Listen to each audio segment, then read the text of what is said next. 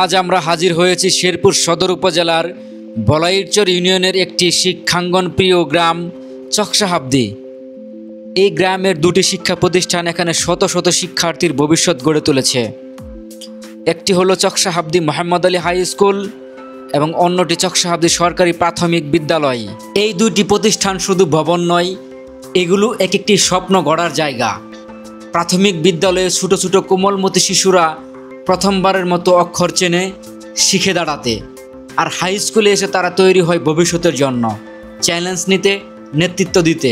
Mohammad Ali high স্কুলে রয়েছে বিভিন্ন শ্রেণীর শিক্ষার্থীদের জন্য পর্যাপ্ত ক্লাসরুম, কিছু গাছপালা ঘেরা খোলা মাঠ এবং একজাক পরিশ্রমী শিক্ষক, যারা শিক্ষার্থীদের শুধু পাঠ্যপুস্তক নয়, নৈতিকতাও শেখান। পাশেই প্রাথমিক বিদ্যালয়, যেখানে প্রতিদিন সকালে কচি কচি কণ্ঠে জাতীয় সঙ্গীত ধ্বনিত হয়, আর শিশুরা খোলা মনে খেলে, শেখে, হাসে।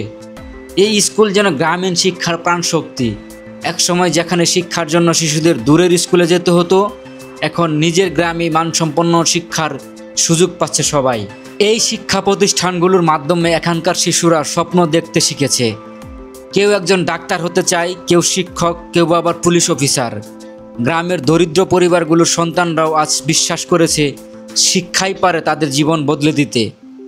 এই দুটি প্রতিষ্ঠানের অগ্রগতির পেছনে রয়েছে শিক্ষক, অভিভাবক এবং স্থানীয় জনগণের সম্মিলিত প্রচেষ্টা, এবং নিঃসন্দেহে এটি প্রমাণ করে যেখানে ইচ্ছা সেখানে পথ তৈরি হয়।